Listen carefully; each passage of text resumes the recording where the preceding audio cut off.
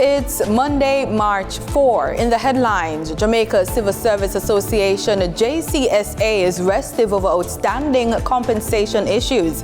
In business news, Grace Kennedy posts $1 billion in revenue at the end of 2023. Regionally, Guyana and Brazil explore collaboration in key areas. And in sports, Megan taps out of World Indoor Championships at the semi-finals. This is the news on PBC Jamaica. I'm Simone Absalom Gale.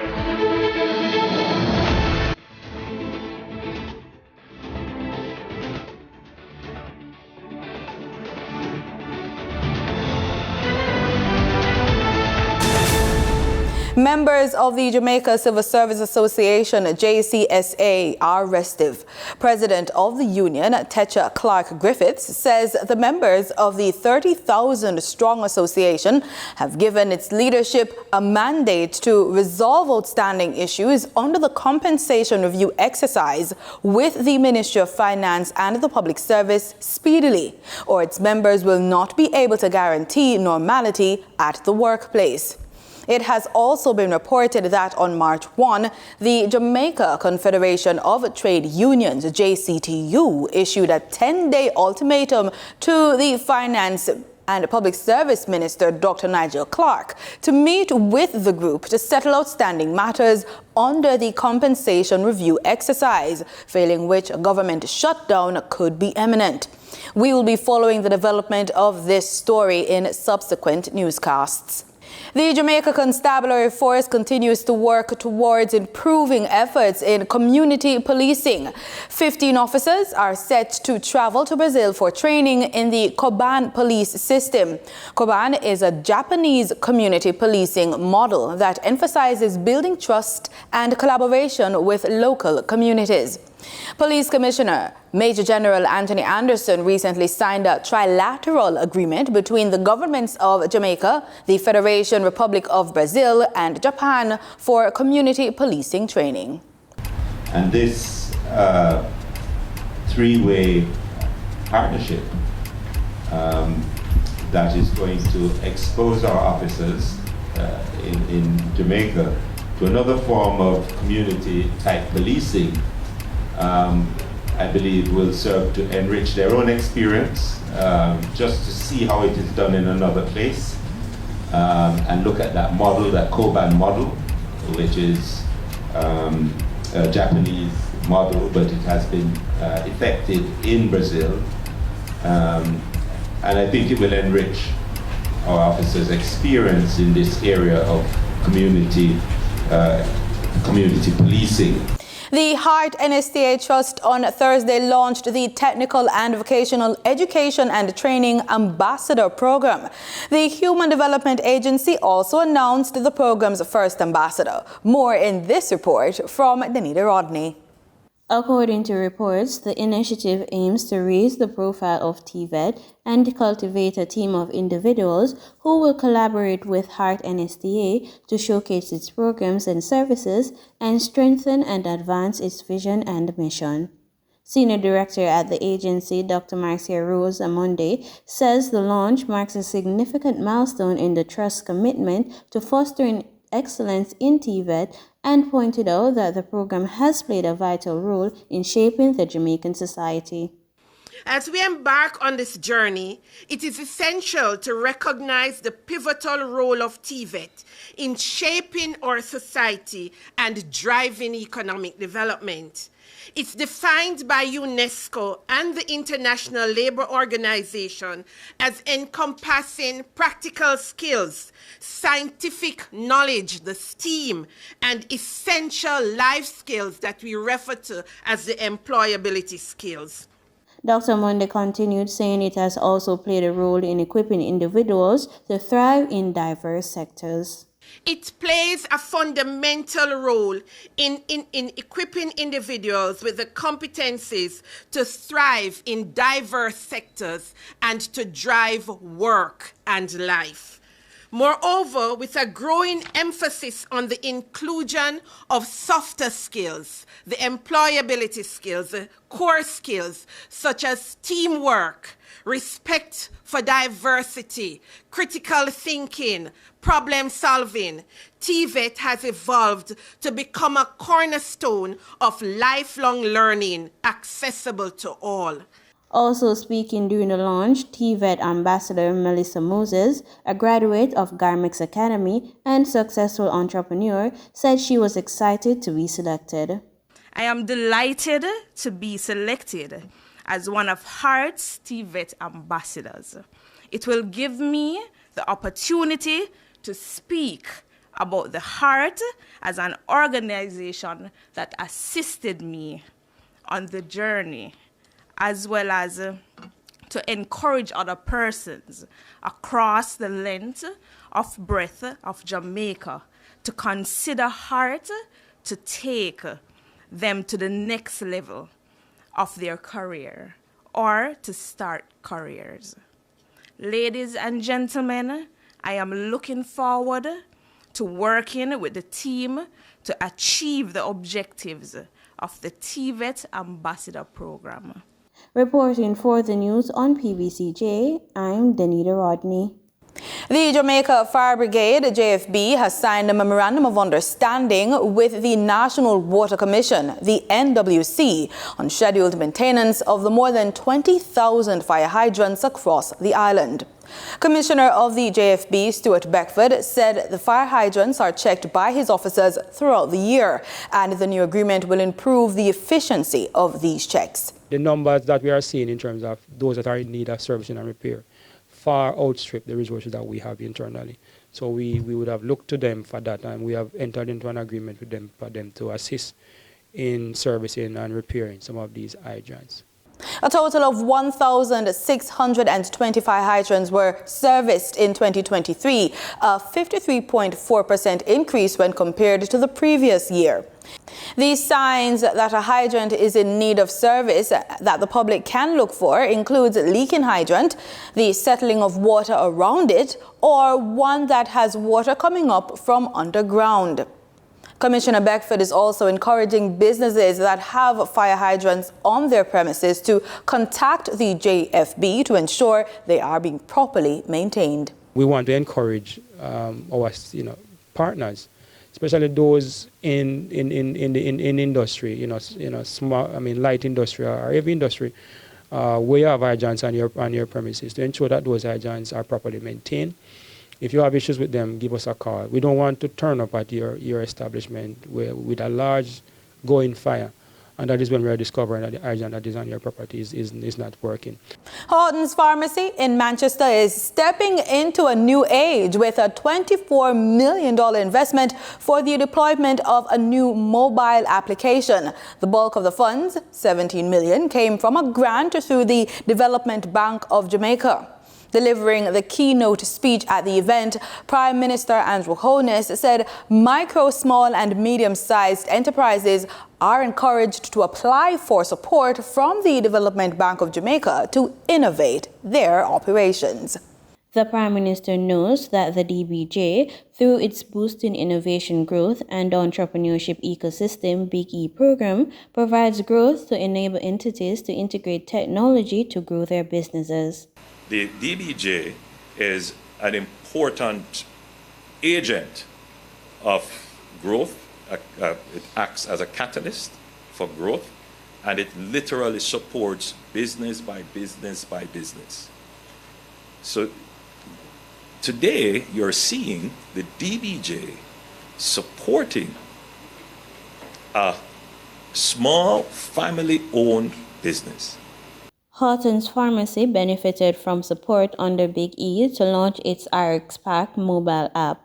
Stafford Houghton, Chief Operating Officer at the pharmacy, says the app was designed with senior citizens in mind. At Hydrants Pharmacy, we are conveniently serving the healthcare needs of our customers for over 100 years.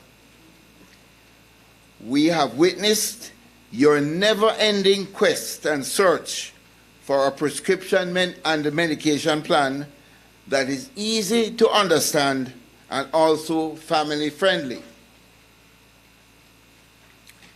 That is why we answer your numerous calls, valued advice, and constant advocacy with our mobile app, RxPack. Mr. Horton says the app will also include a digital wallet.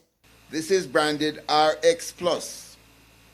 The RX Plus digital wallet provides access to convenient, secure, and quick payments for all pharmacy essentials, not only for our customers here in Jamaica, but also to their relatives and loved ones in the diaspora who can seamlessly pay for their medication needs here at home.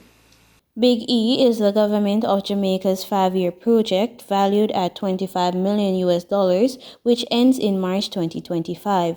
It also helps businesses transition to digital systems through grants to upgrade computer system and business processes to ensure efficient customer service and data systems. The income tax filers are being reminded that income tax is due on March 15. All business persons must file income tax returns for 2023-2024 online via TAJ's online portal at www.jamaicatax.gov.jm and are encouraged to do so ahead of the usual rush. Income tax filers include all self-employed persons, employed persons with additional sources of income, corporate bodies and organizations such as partnerships, trusts, estates, building societies, and life assurances, as well as registered charities. Time now for the Business Report with Denise Williams.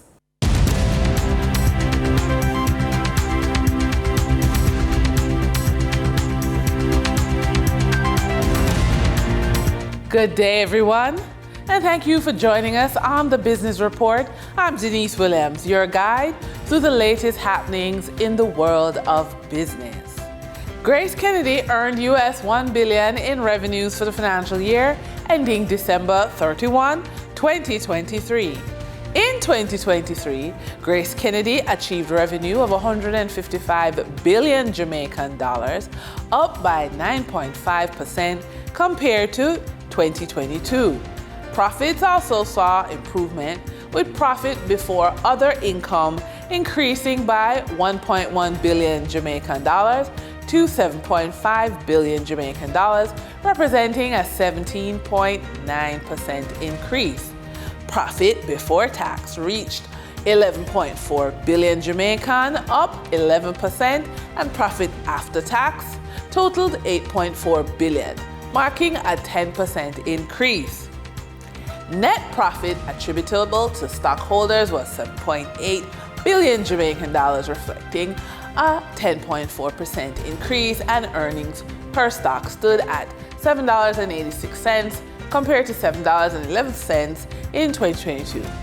Following the positive results, GK Group's CFO, Andrew Masado, announced the company's first dividend payment for 2024 of 52 cents per stock unit, payable on April 5, 2024, totaling approximately $515 million.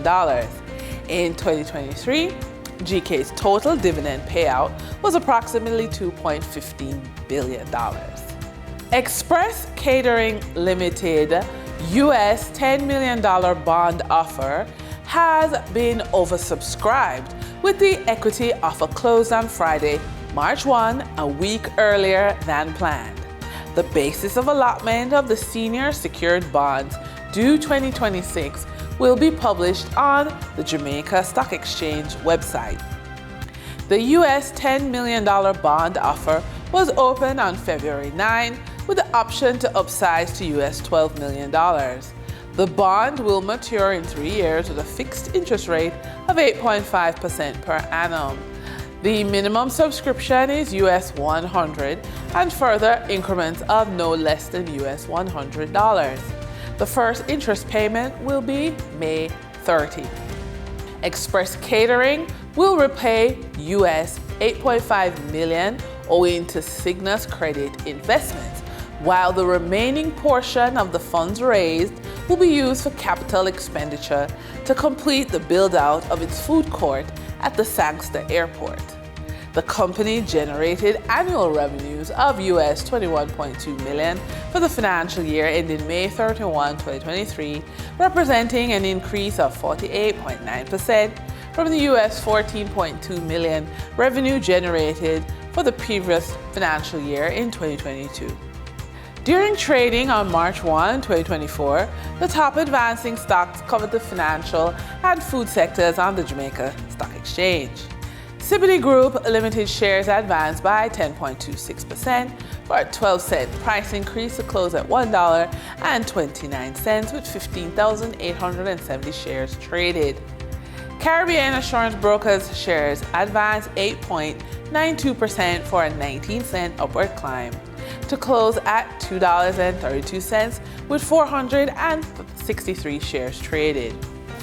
JMMB Group 7.25% variable rate JMD cumulative rate preference shares advanced by 8.36% to close at 23 cents jump for the price to end at $2.98 with 662 shares traded.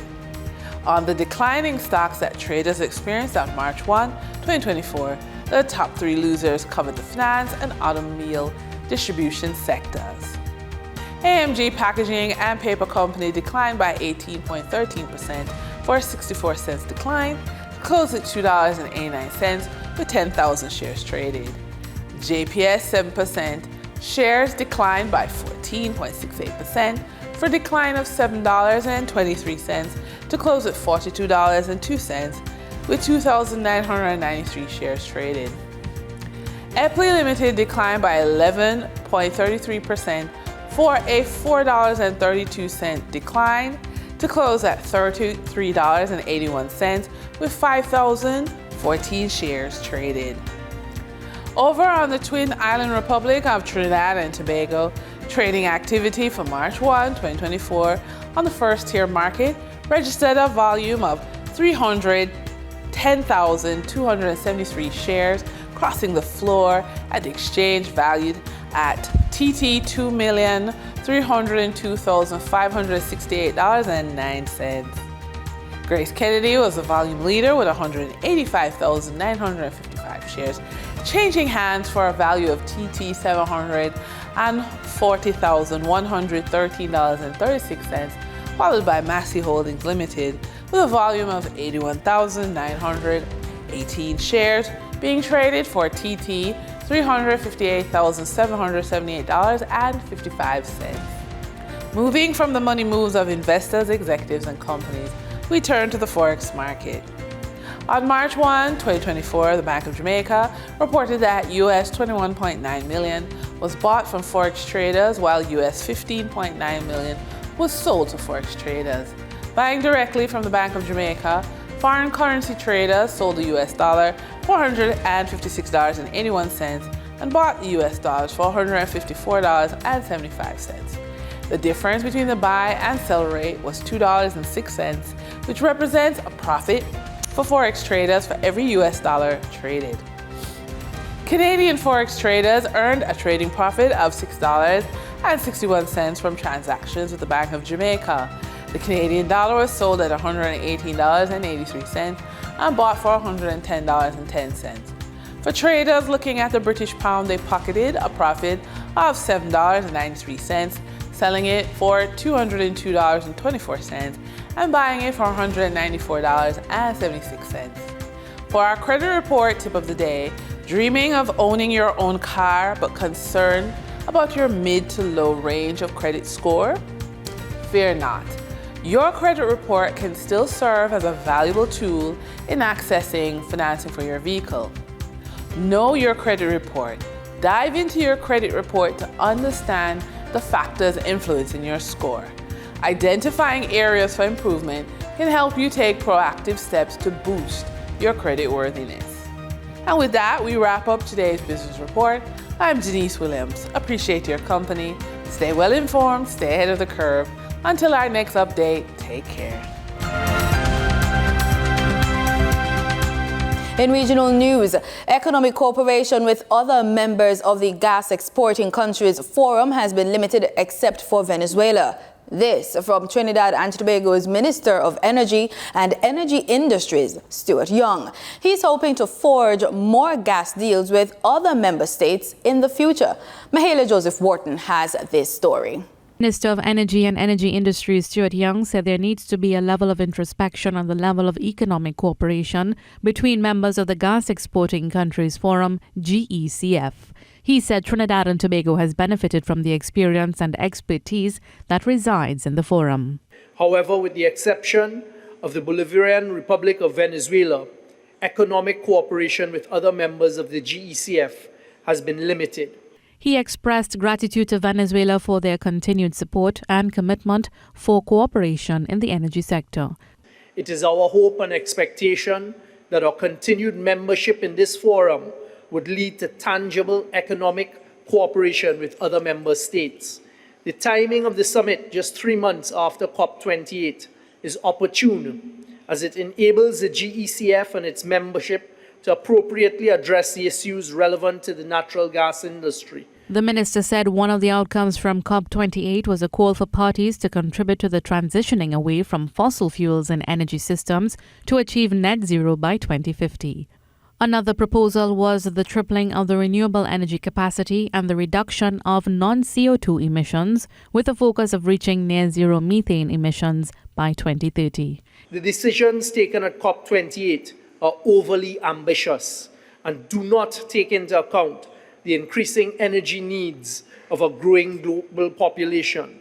Indeed, the president of COP28 may have alluded to the dilemma when, as reported, he suggested that the energy transition will lead to turmoil if we only address the supply side and demand is unchecked. He said natural gas serves as the best option for these countries due to its competitiveness against other fossil fuels and its ability to support the integration of renewables. He added that this country depends on the monetization of natural gas as the feedstock for our major exports and for foreign exchange earnings from LNG and petrochemicals. The initial high cost of renewable energy makes it unaffordable for many of these developing countries, leaving fossil fuels as the only viable option. Minister Young said Trinidad and Tobago will continue to utilize natural gas for sustainable development. However, as a demonstration of Trinidad and Tobago's commitment to the reduction of carbon emissions, we are pursuing the reduction of methane emissions, elimination of non-emergency flaring, the adoption of carbon capture, utilization and storage technologies, and the inclusion of renewables in our energy mix through projects such as utility-scale photovoltaic power and the development of green hydrogen. The energy minister said the GECF has remained committed in advancing natural gas as the solution to achieve the right balance between economic and social requirements and environmental constraints. Mahala Joseph Wharton, TDT News. Guyana and Brazil last week held bilateral talks to explore opportunities for deeper collaboration across various sectors. DPI has the details. The discussions, according to President Dr. Mohamed Irfan Ali, focused on infrastructure development, defense, food security, and climate change initiatives. He gave the update during a press briefing at the Arthur Chong Conference Center following his engagement with Brazil's President Luiz Inácio Lula da Silva. At this briefing, both presidents emphasized the importance of private sector involvement. In this regard, we have committed to putting together a government and private sector grouping that would go to Brazil in the second quarter of this year to showcase and to interact with the Brazilian government and private sector on ways in which we can collaborate to maximize the benefits that are available in Guyana and Brazil. These collaborations have the potential to create significant economic benefits for both countries. Within the area of infrastructure development, the president said that enhancing connectivity is a key focus. We have decided also that in relation to our infrastructure, we are going to work on the financial mechanism we're going to put together a technical working group that would commence working immediately to develop a mechanism through which we can have the financing and mobilize financing for the deployment of investments on the various projects to link our two countries, especially the infrastructure link. Work is already ongoing on a Linden to Lethem road, which will also connect Guyana to Brazil. In his remarks, President Lula also said that there are vast opportunities for investment in Guyana. In the Bahamas, a mental health assessment by the Ministry of Education has uncovered a troubling reality for children who officials are saying they're playing dual roles in the household. More from our news. In a recent tour by the school psychology unit, assessed over 150 students, some of whom were found to be breadwinners for their families. Unit Supervisor Antoinette Lewis-DeVoe. Coming out of COVID, with a lot of them who had to work and survive, had to support their family. That was the issue. So now you have to draw that line between going to school, especially in the junior and the senior high school students who have to go there and work, who have to help that single parent. And so they're taking on dual roles. So you have a child who have to be a child when they reach in school and then have to be an adult when they reach home. She says they also found other students were found dealing with grief. We don't realize, we think that kids don't feel grief, but a lot of our kids, and grief doesn't mean the death of somebody, it could be the loss or the separation of an individual. So that plays a whole, that also plays has an impact, let me put it that way. In sports, we're on track with athletics. Jamaican sprinter Megan Tapper finished third in the semi-final women's 60-meter hurdles race at the World Indoor Championships on the weekend. Tapper finished the race at 8 seconds after qualifying from the first round earlier in the morning with 8.05 seconds, also for third place. In the semi-finals, Tapper finished third behind France's defending champion, Serena Samba Meila. Davine Charlton of the Bahamas won the race, breaking her own world record. Charlton stormed across the finish line in a remarkable 7.65 seconds, not only securing the gold, but also eclipsing her previous world record of 7.67 set at the Melrose Games in February. And that's the news on PBCJ. You can follow us on our social media platforms at PBCJamaica. Remember, we are the People's Station.